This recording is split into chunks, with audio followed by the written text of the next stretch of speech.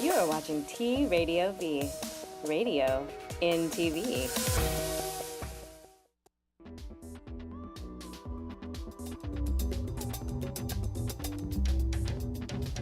He's absolutely Jason, he's absolutely gay. He'll absolutely brighten up the darkest rainy day. He's funny and loves movies, he's smart and he's a Jew. He's an actor and an activist and Radio in TV.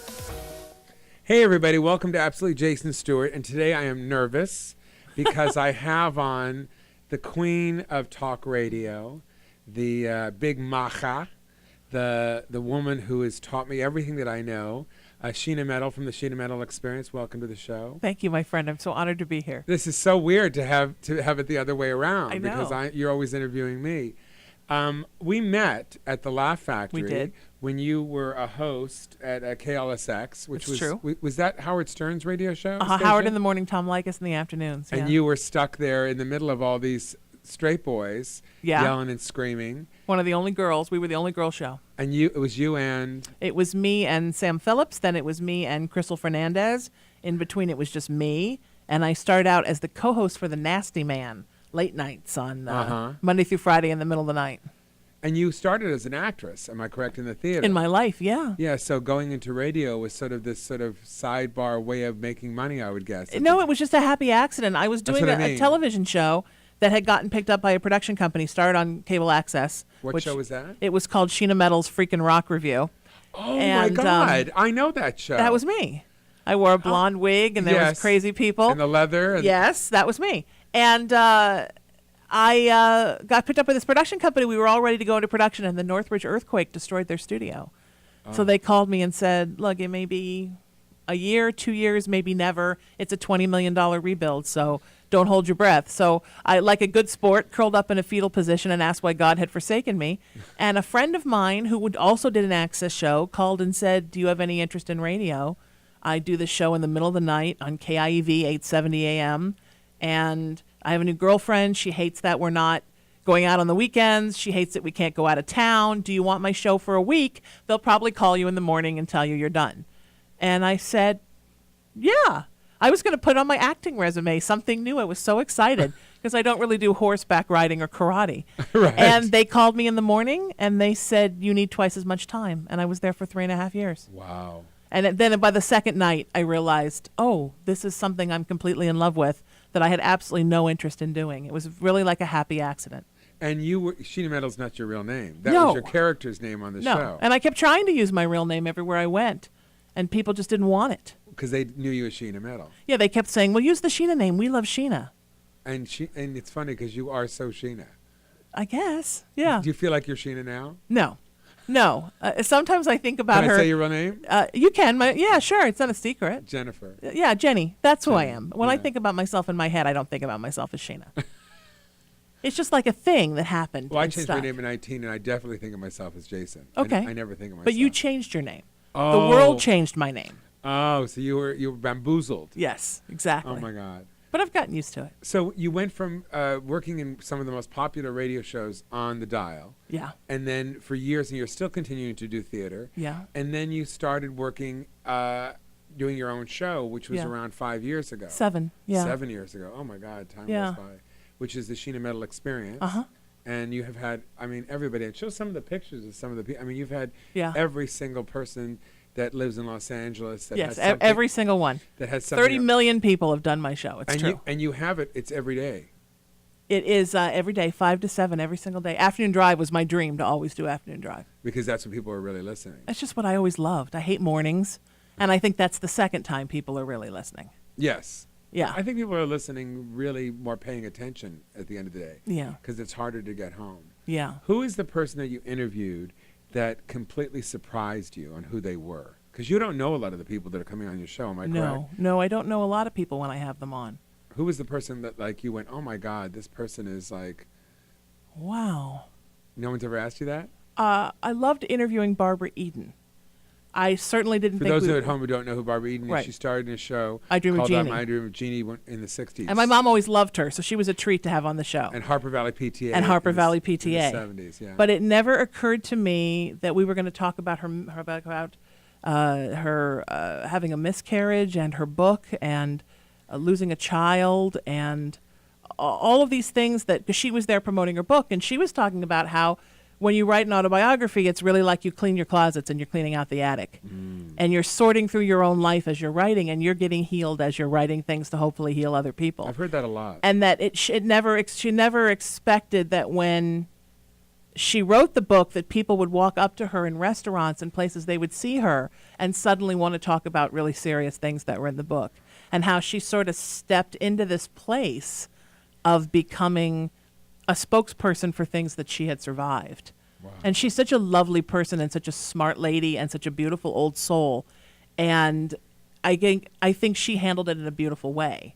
But I think she was not prepared for the fact that suddenly, I think, our friend Allison Arngrim, who was Nellie Olson on Little House on the Prairie, the same thing. I don't think when she first spoke out about her own sexual abuse, she ever thought she would become a spokesperson for that. No, never. Some things you go after in your life, and some things come and find you. And a big plug for her book, Confessions of a Prairie Bitch. I Yeah, mean, I it's gotta wonderful. tell you, it's one of the best written autobiographies I've ever read. Yeah. And the prairie really is not the biggest part of the whole book.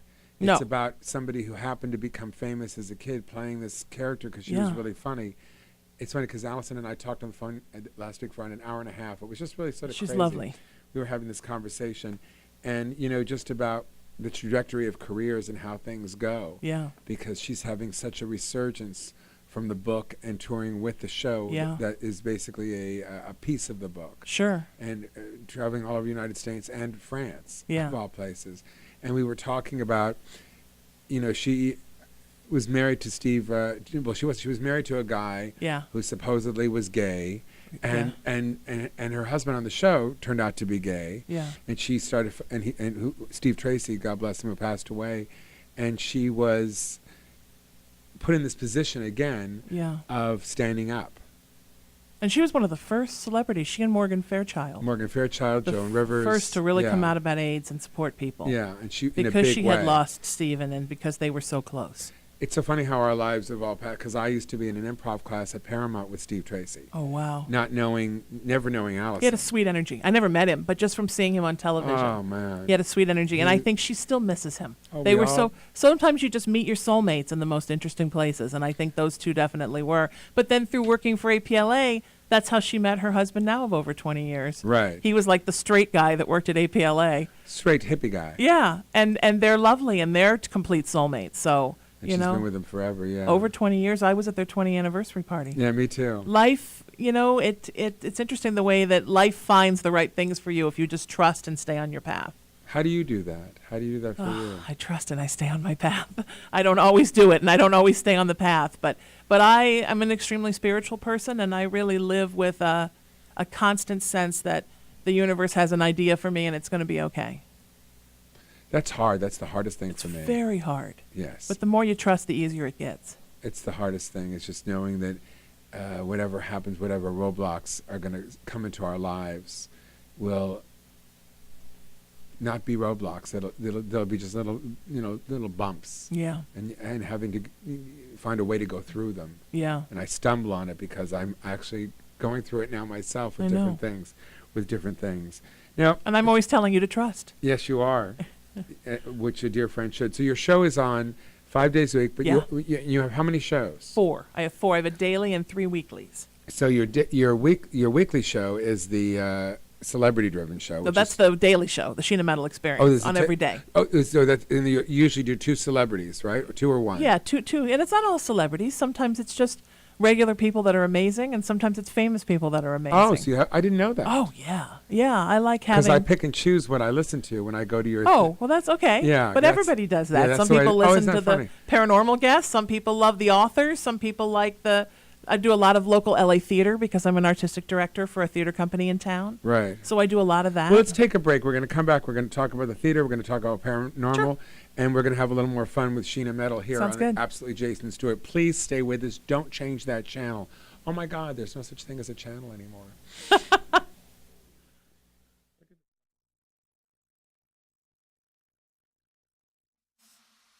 You are watching T Radio V, radio in TV. I'm Zoe Williams. And I'm Dr. Mark Goulston. I'm Jeff Brown. And we make up the Zoe What Morning Show. You can find us here on TRadioV.com every Monday at 11 a.m. Pacific Standard Time. I make you think. He makes you laugh, and if I get a chance, I'll help you change. Or make you cry with his attempts at humor. Radio in TV. Can you relate? We'll make it happen. Look at Jeff. What you doing? Were you mumbling to yourself? Hey, back there mumbling. To them. To them.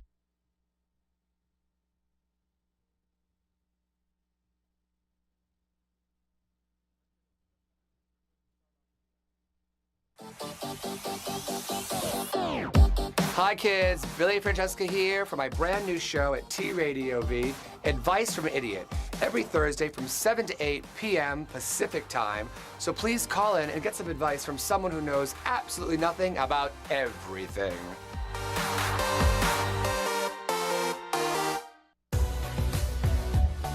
Hi, I'm Plastic Martyr, and I've got a new show called Just Like You on T Radio V. It's an inside look into my Hollywood life where I give you a sneak peek into a world of beauty, fashion, and fame. Illusions will be shattered. And of course, there's a little sex, hugs, and rock and roll. Be sure to check it out Wednesdays at 11, only on T Radio V.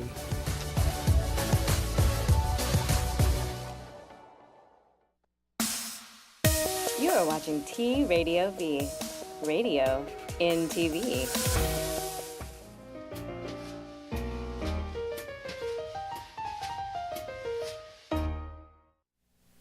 Hey, we're back. Absolutely Jason Stewart with my guest, talk show extraordinaire, Sheena Metal, who's also an actress. And we were talking about this the other day because we were at this Oscar party. And so you started in the theater. I did. You actually run a theater. Well, I'm an artistic director for a theater. I've been on their board of directors for 4 years. Ensemble Studio Theater LA. We're an offshoot of EST in New York. And the basic story is in the 70s and 80s, a bunch of actors came out every year for pilot season. And 1 year they stayed. So they wanted to bring their theater company with them. I think I auditioned for it, didn't get in. Really? We need to talk to somebody in charge about that. Years ago when I was a kid, and the girl that I did. I think it was John Randolph and his wife, Sarah Cunningham, and I remember going to the theater and seeing their work, and it was so brilliant. I just wanted to be a part of that. Now, you're acting all the time now in a series called Child of the 70s. I am. That Michael Vaccaro is the sort of creator, star extraordinaire. We just finished our fourth season, my third season. And you play Susan Olsen, who is your friend from the Brady Bunch. Right. She played Cindy, the little girl. Right. With the lisp. Yeah. And you play her lover on the show. Now her wife. Yeah. And I want to show a clip so people can see your work on the show. People can see that on the Child of the 70s website. Am I correct? And this is the clip where she's disappeared. Larry! Siobhan, what's wrong? Larry, are you kidding? What's wrong? Nickel's been missing for months. She's completely disappeared. What? She's gone. I haven't heard from her. I don't know where she is. The police can't seem to find her.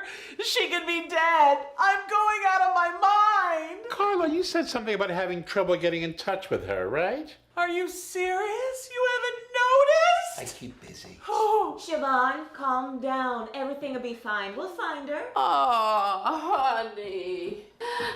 I'm Connie, Carlo's aunt. And that's Alfonso, my son. He's a star of a big reality TV show. Listen, honey, I'm making spaghetti for dinner. Why don't you come? All right.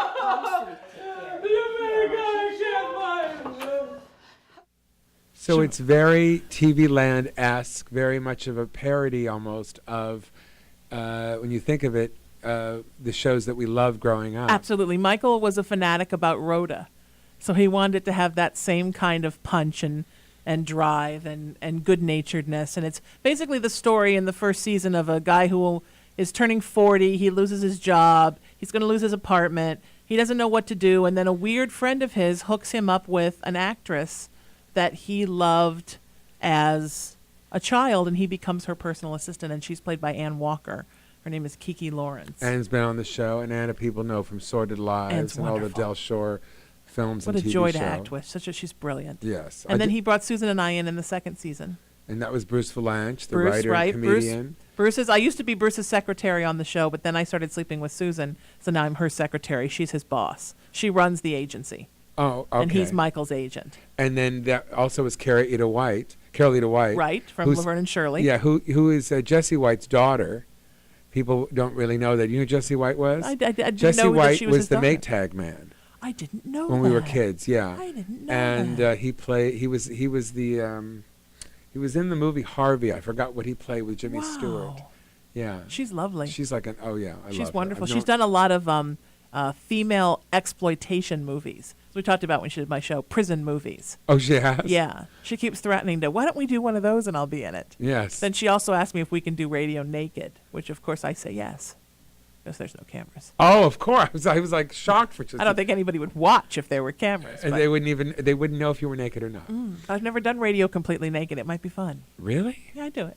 Would you really? Sure. Yeah. Oh my God, I just couldn't do it. Yeah. I love to do it without my shoes on, although I do have my shoes on now, so everybody knows. I love the feeling of just taking my shoes off and sort of putting my bare feet right on the ground, on the floor, and doing radio that way. That's a little weird sometimes. Well, no, it's just your thing. So you also have worked in the theater and done a lot of roles that I don't even know about. So I want to know. Tell me something. What's the thing that you did in the theater that is probably your favorite thing that I know nothing about that we've never talked about? When I was 16, I was Aunt Eller in Oklahoma in high school, and I always say that. Do you sing? A little, yeah, a little bit. Oh my God! Well enough to do Aunt Eller, not well enough to be Lori. But when I always say when I turn 80, that's all I'm gonna do is Oklahoma in repertory theaters, and that's how I'm gonna live out my life. But about 5 years ago, 4 or 5 years ago, it'll be in the fall, I did Last Summer at Bluefish Cove. I didn't even know that show existed until I did it. And for those who don't know, Last Summer at Bluefish Cove is probably one of the most iconic lesbian plays. The first. You know, it was the first. It actually predated Torch Song Trilogy off no, Broadway. but I think there was. Oh man, I'm going to think of it in a second. The Children's Hour. The Children's Hour, certainly Right. by Lillian Hellman in the '60s, or was it the '50s when she wrote it? And then there's the other play. I'm going to remember it in a second. But Bluefish Cove is considered the really first all-gay play. All lesbian, yes. Yeah. It's sort of like Boys in the Band for women. And it did so well off Broadway that then the same production company did Torch Song Trilogy. And that was the second one. Gene Smart did it here in Los Angeles. Yep. Denise Crosby did the revival. And Lee Garlington was in it. Yeah. It was quite amazing. Yeah. I remember seeing it and being blown away. But now, do you think it's a little dated now? It's a time capsule piece. You know, but that's what's so beautiful about it. Yeah. That it is a time capsule piece. I love doing it, and it was one of those wonderful situations where the 8 of us all became really good friends, and we're still friends, and we have reunions, and we get together. And I played Annie, the best friend to the lead Lil, and Georgia Reed and I became completely best friends. So it was one of those gift situations that just keeps giving. And now what I want to do this year is I want to do it as a reading with a celebrity cast that rotates, like I do with the Vagina Monologues every year, as a fundraiser for the Harvey Milk Foundation, who I've been working with for 5 years. So. Tell us about the Vagina Monologues. I did it the first time in New York as an actor. I'd never seen it. Somebody called me and said, we'll fly you to New York and put you up at the St. Regis. Do you want to do this? It was my 39th birthday. And I had gone through kind of a dry patch with acting. And I thought, well, I got to go back and act on the stage in New York because I'm from New Haven, but I'd never done theater in New York. And it was such a beautiful thing. And I was unaware and unprepared for how that play changes you. Because it's not like, oh, let's just all sit around and talk about our vaginas. It's really not. It's about sort of the history of women discovering themselves and how many women don't know anything about their own bodies, and women that have been abused and all different things. And you put a group of people together and then everybody turns into best friends overnight. And so now that I do it as a director, I did it. But you also act in it when you do it I do too. every time. I did it in New York. Then I did it out here for a wonderful friend, Victoria Russell, who had done it for years with a lot of the cast of The L Word. And then I decided I wanted to direct. And when I started doing this show, radio show, it gave me this wonderful opportunity to meet these great women. So all the girls have been on the show. And I open cast it. So we do 25, 26 actresses a night, depending on the script for the year. And I use a different cast every night. And who's been on the show? Frances Fisher, Lee Merriweather does it every year, Georgia Fox from CSI, Joan Van Ark's done it twice for me. She just blew me away. Joan? Yeah. She's wonderful. She's brilliant. Went to Yale. She's brilliant. Brilliant stage actress. It was really surprising. It's one of the 'Cause most. the only thing I know her is from the soap opera. Oh, she's a darling woman. And I'm so, I think, smart. Her looks are so overwhelming. I hate to say it, but the plastic surgery and the whole thing, and she looks so that you get this idea of this kind of a woman because of wanting to look young for so long. Yeah. I call it the picture of Dorian Gray kind of syndrome. And you look at that, but she came on and she had this hat on. She played this older woman. Yeah. And she disappeared. Yeah, she did. And I thought that was amazing. She did a very serious monologue the first I night. say it with all due respect. Everybody does whatever they need to do to Sure. survive.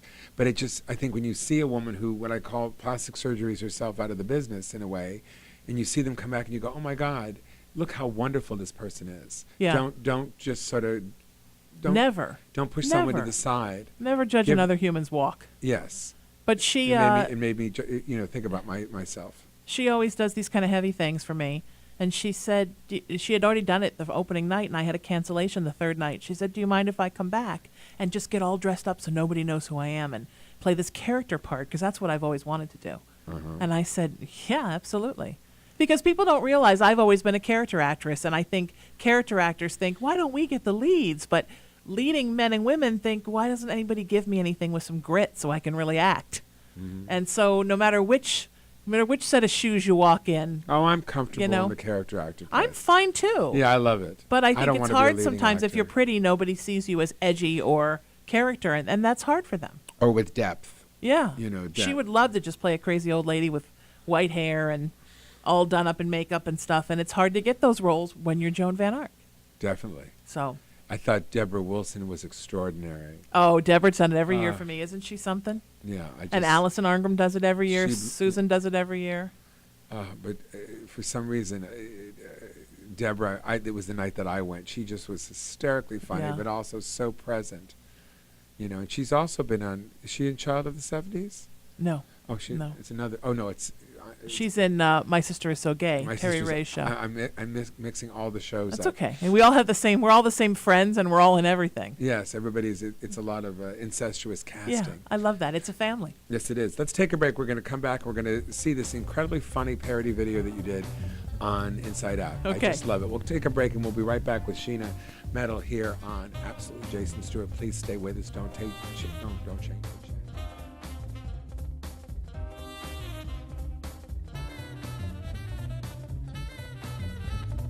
You are watching T Radio V, radio in TV.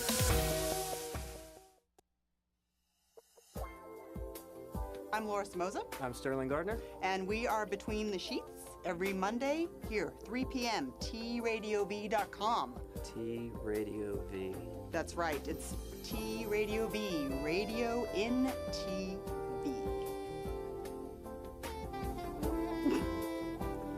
What is that face? She wants to see our hands. That's radio in TV. Wah, wah, wah, wah. We're not a couple.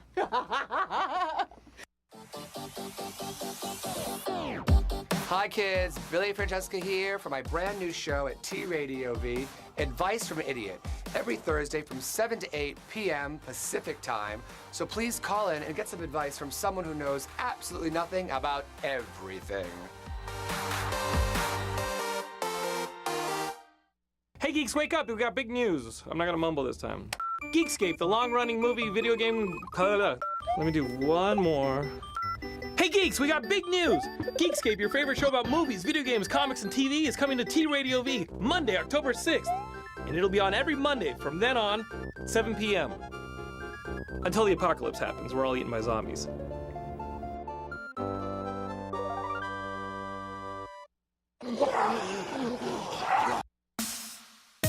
You are watching T Radio V, radio in TV.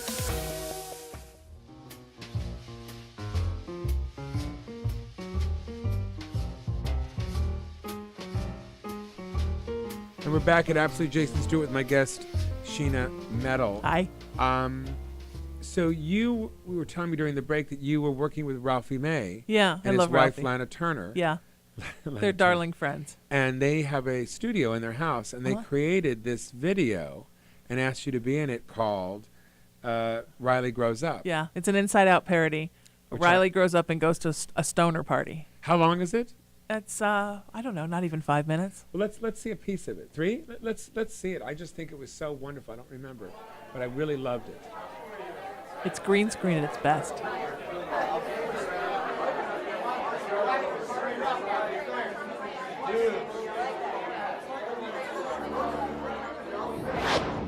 This party sucks! Seriously. I just want to leave. I feel fat. Hey, babe. Oh, hi. Oh, come on, guys. Let's try to have fun.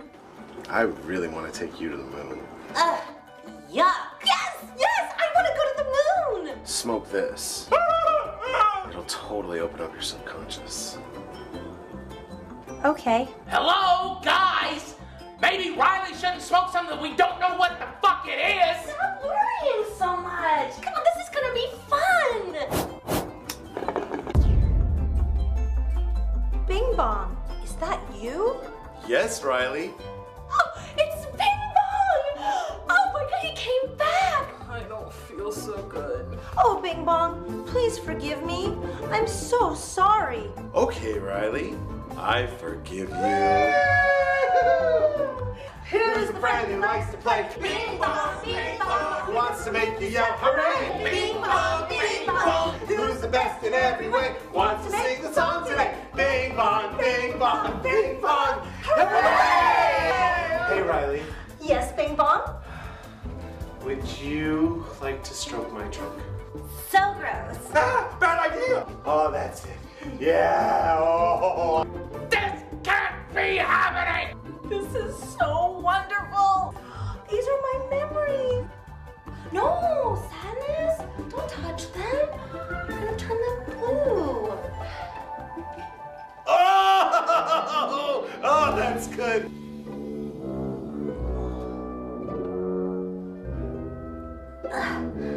It feels so dirty.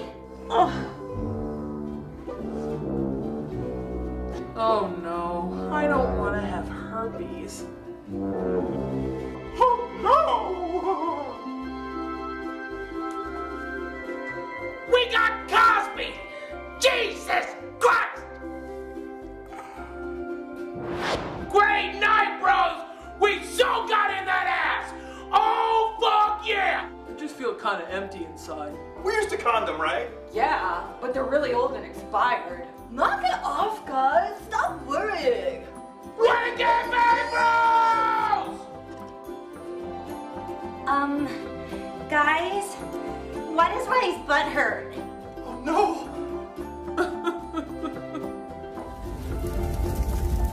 It wasn't so bad. I kind of liked it. You were always crying. Of sadness. That's what sadness does. You cried and he was trying in the 70s too. No, yeah, Siobhan's having a bad season this year. Yes, she is. Normally I don't cry.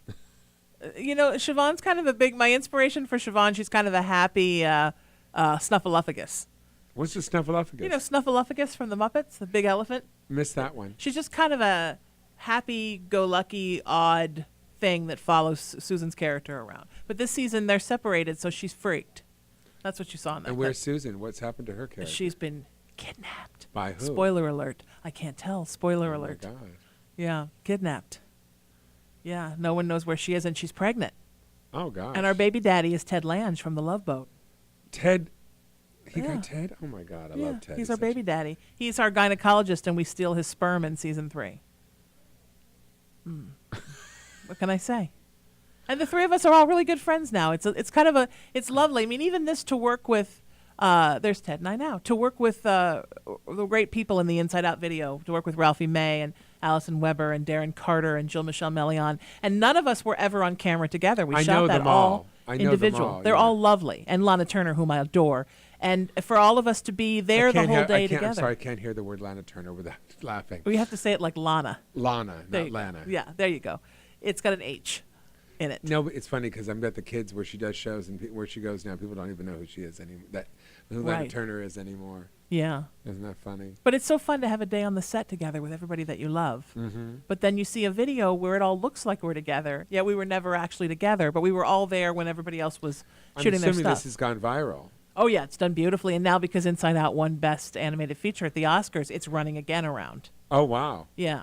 Man. So. What did you feel about the Oscars this year? Well, I had a very handsome man I was sitting next to. His name's Jason Stewart. Maybe you know him. Yeah, right. It was a strange year, right? It was. Yeah, but the show was quite risky and crazy. And Yeah, I love that. Yeah, I did But I too. missed the musical numbers. I love the They musical cut numbers. out a couple, which I thought was Yeah. really weird. The transgender gal was cut out, which I thought was really inappropriate. Yeah.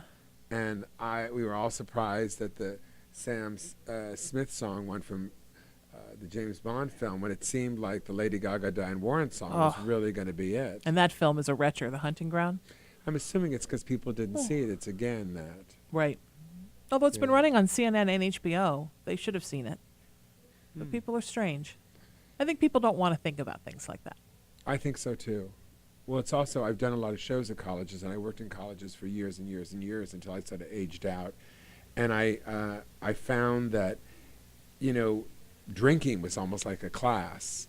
So, and that straight boys are sort of encouraged to get as many women as they can. I was going to say, if you watch that film, you realize apparently raping is kind of like a class too.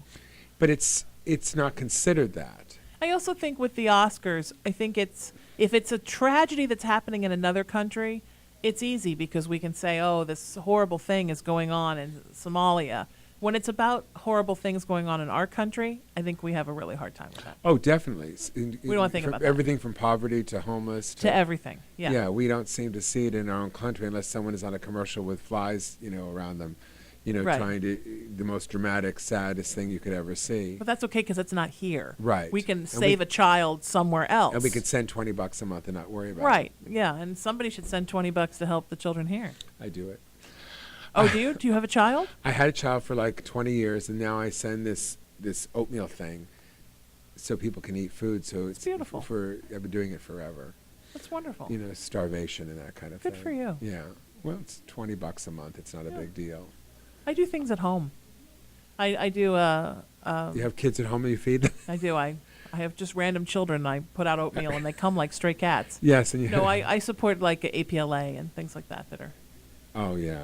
And Harvey Milk Foundation. I mean and V-Day. Those are things that I work for. Well, the V-Day, you didn't say that. Where does all the money go for that? Well, there is a charity V-Day, which Eve Ensler puts into Who ending wrote the domestic vagina violence monologues. worldwide, violence against women worldwide. And then you also pick your own charity when you do it. Most of the money goes to your charity. And the last 4 years that I've directed it, it's gone to Protect.org, which is Allison Arngram's is a spokesperson for them. And it's to change the child abuse laws on the books with congressmen and state assemblies and senators. And Which she's Allison, done. She does. She's taken them out to dinner herself and made the lobby. Yeah. Yeah, she's brilliant. It's incredible. Let's take a break. We're going to be right back. We're going to with Sheena Metal, and we're going to talk about your paranormal show. I saved All right, that for the let's last do it. because I think it's so much fun. Good. We'll be Woo. back in just a second here on Absolute Jason Stewart. Please stay with us.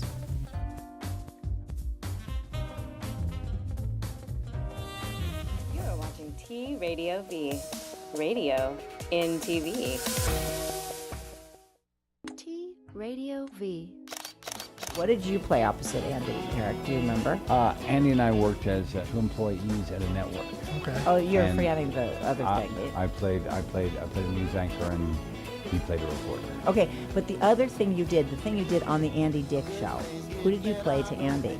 Oh, is that gonna play my sister? You played his wife, Denise. Yeah. Yeah, you played his wife. Yeah. You So guys what's wrong have with that, Eliza? Nothing's wrong with it. He's got a great range as an actor. Yeah, it just was funny. Encounters with Eric and Eliza Roberts, Wednesdays from 2 to 4 p.m. on T Radio V.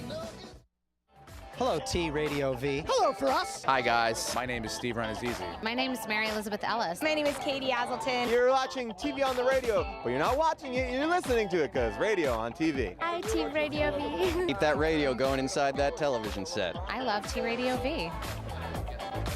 Trust her. T Radio V. Radio in TV. Radio in TV. Hey, Hey, my fellow thoughters out there. I'm Charles Shaughnessy.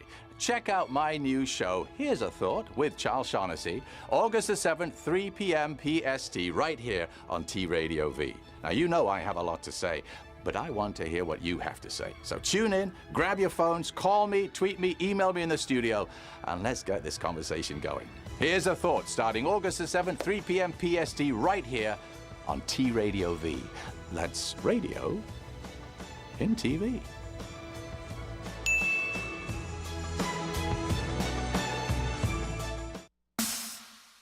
You are watching T Radio V, radio in TV.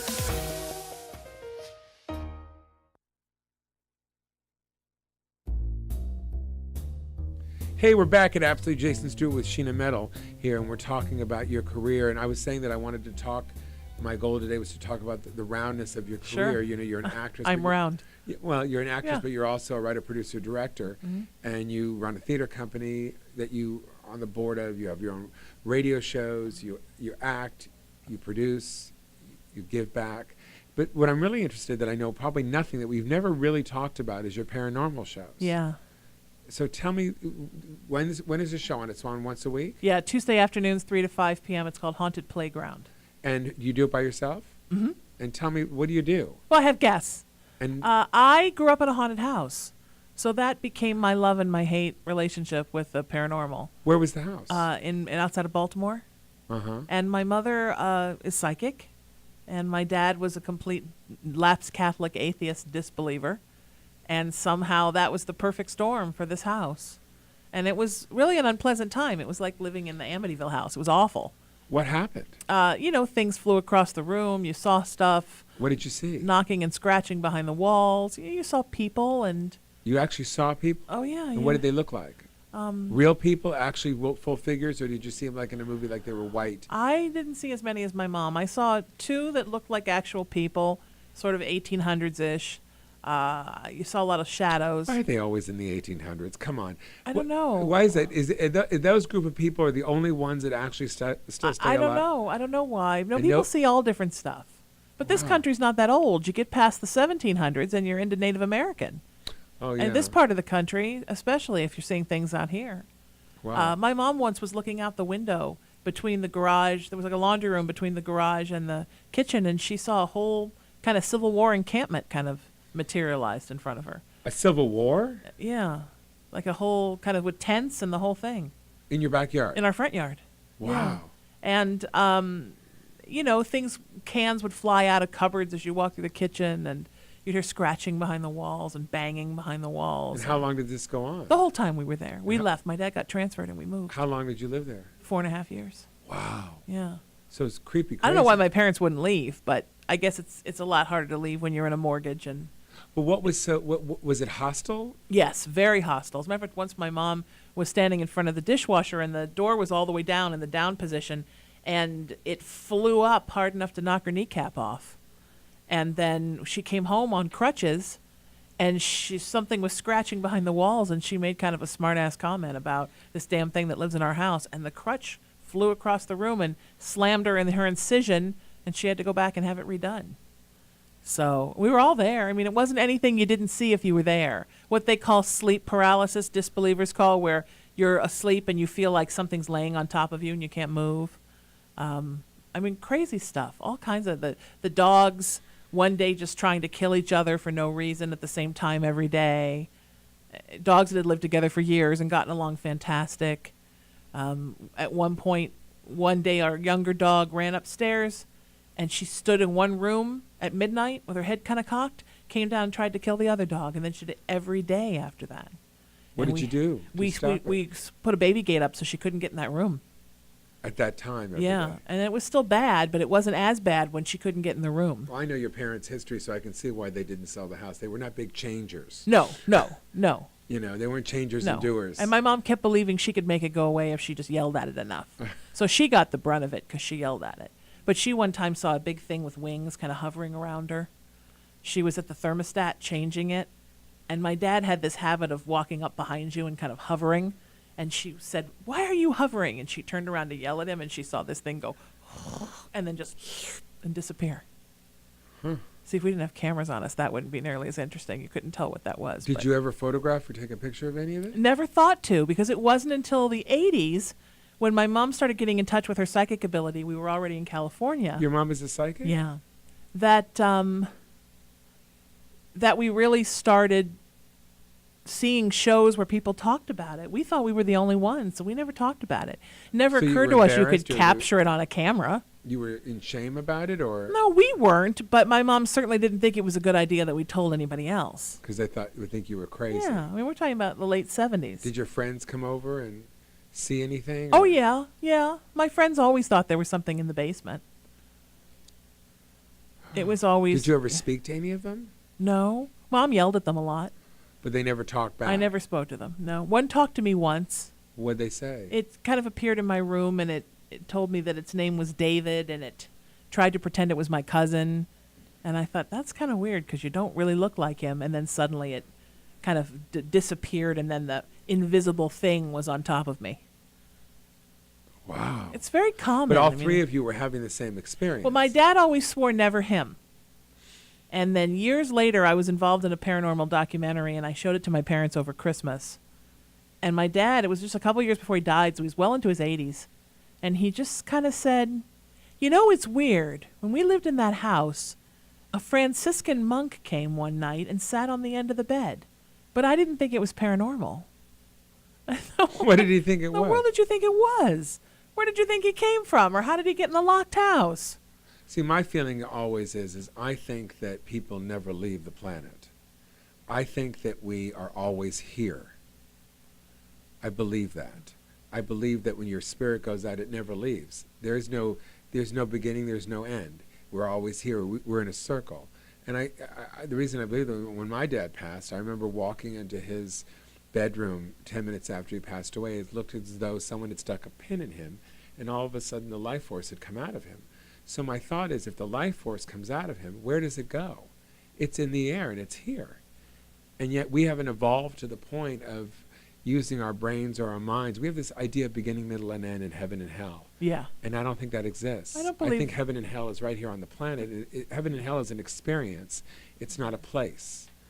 And that everything, we are never gone. And maybe we are all over the solar system, maybe. I don't know that, but I just think that we never leave. I don't and think maybe there's these an are end. the people that choose to appear in whatever form. I mean, the body is just the body. I think we definitely go someplace. I think we definitely go someplace else.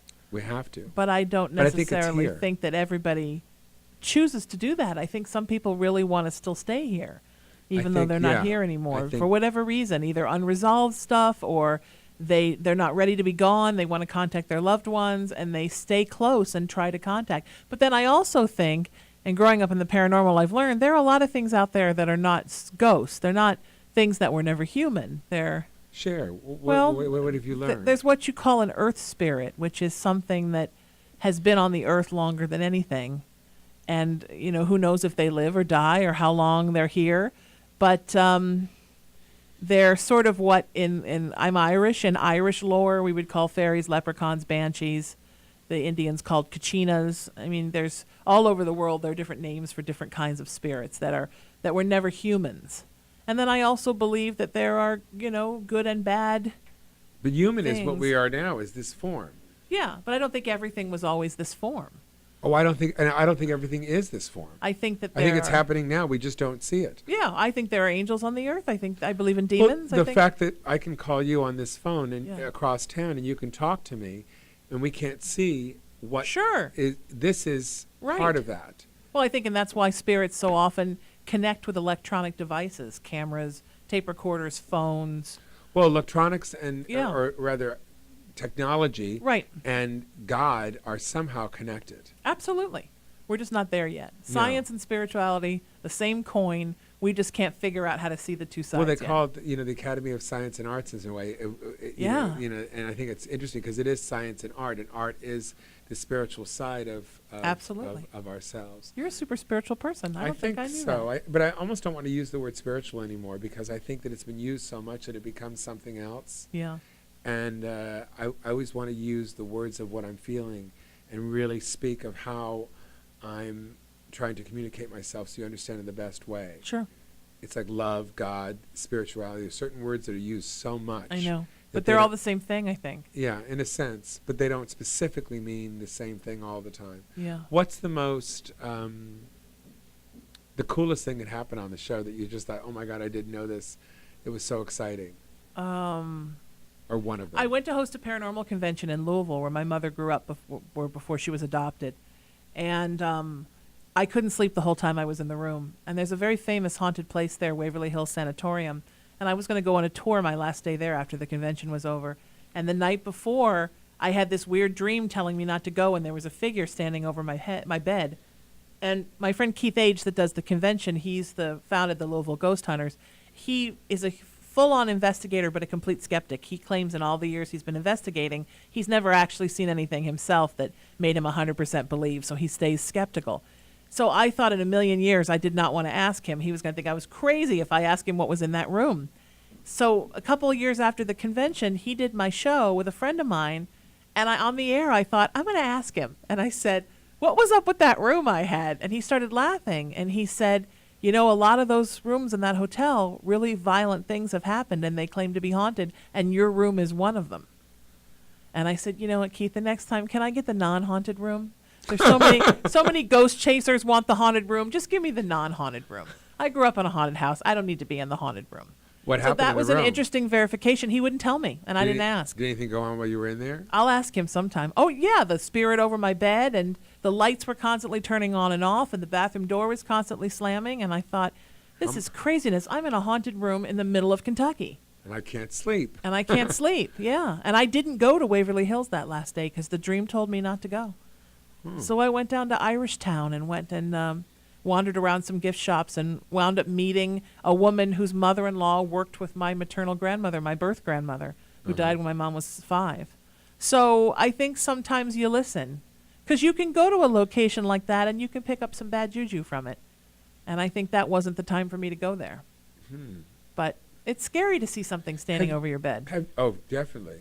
It's creepy. Why does it always seem bad? That's what I'm always. I don't think it always is. Yeah, It's because one I of- always think, because sometimes I think that's always the thing of it. So have you ever had someone on the show and said, okay, this person could see into the future, or this people, have you ever had that? Oh, Or yeah. Or something in the past that you didn't see a certain way that they showed you a different way? I have a friend that's a medical intuitive, and when we met through Deborah Wilson, interestingly enough, he took my hand and said, you're a diabetic. And I said, oh, I know, all fat people are diabetics. And he's like, no, you really are right now, and you need to go get your blood checked. And you didn't know it. And I went and got my blood checked, and it was over 500, and I was. And then just recently, a month ago, I had him on the show, and he said, you know, I think you need to go check your blood pressure. And I'm like, oh, I'm fine. He said, I just keep feeling like your temple's going to blow out. And I went home just because it was him and checked my blood pressure, and it was like stroke high. So he's just can see when something's wrong with you. Wow. And it's a little scary to be around him, even though I love him so much, because I keep thinking, like, what's the next prediction going to be? You know, because I can be a little hypochondriac sometimes. Oh, can you? I can be, yeah. I worry, about my health. And what have you had on the show of anybody that told you something positive? I mean, that you didn't know. Oh, God. Is there anybody that's ever done that? Well, That's what I'm always looking for. I always have positive things. I had my psychic friends badger me for years and years and years that I had gifts. And even when I knew I had gifts, I didn't tell anybody about them because I didn't ever want anybody to know. And after a while, it kind of became the running joke on Haunted Playground that the psychics would come on and call me out. So I finally had to kind of admit to it. I didn't ever want my mother's gift, but I was in a car accident when I was 23 and I had a near-death experience, and I think it came back with me. What is your mom's gift? Everything. Oh, she's amazing. Still? I mean, she can do, she sees things, she was predictive, she could feel things and tell you where they came from, she could touch you and tell you what was going on with you. She was an empath and an intuitive. The latter of the two I have, but I'm not, like, I can't tell you where you're going to be in 6 months. I mean, I can tell you what's going on inside of you, but that's about what I can do. But she was a master. She was a medium, could see everything. But she never wanted to make a living at it. She just wanted to use it to help people she knew. Oh, good for her. She never thought it was something. It's a choice, yeah. Yeah, it's a choice, always a choice. Well, this has been absolutely great. So where can people find you on your show? Sheena Metal Experience is my daily show. That's a good place to find me, sheenametal.com. I'm on Facebook, Twitter, Instagram at Sheena And you're Metal. at LA Talk Radio. LA Talk So if Radio, anybody wants to 16 hours a week. Yes, if anybody wants to see any of your other shows, they can go in and see any of the older shows. It's all archived. I do the daily, the paranormal, a music show, and then I do a politics show with Susan Olsen. From the Brady Bunch. Yeah. Who's got a lot of opinions. She sure does. Yes. Yeah. She's great. scared of the Islamic coming. Yeah, definitely. The coming of the Islamics. So go to sheenametal.com and everything is there. Thank you so much for being on the show. Thank you for doing it. I'm thrilled to be here. Thank you for having me. We tried so hard. No, I'm glad we got it worked out. Yeah, it took forever. Yeah. It was both our faults. When you do so much radio, it's hard to do other people's shows. Exactly. I miss it. This was fun. Thank you. You're wonderful. Thank you for having me. Take care, everyone. We'll talk to you next week.